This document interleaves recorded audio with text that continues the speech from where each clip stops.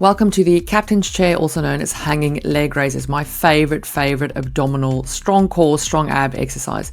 Now, option A here, you rest your elbows onto those pads, grab the grips, and then we're going to bend our knees and then inhale as we lower our legs down, exhale as we squeeze and activate the core, bending our knees all the way into our stomach.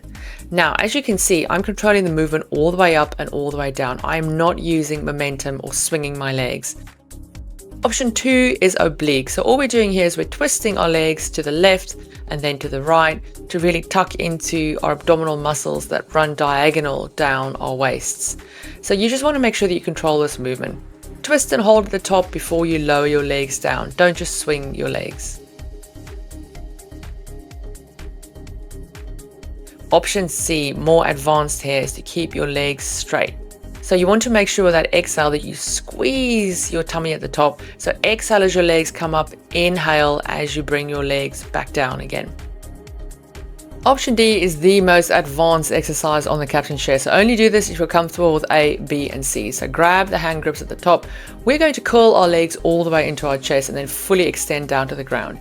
Exhale as you curl, inhale as you extend.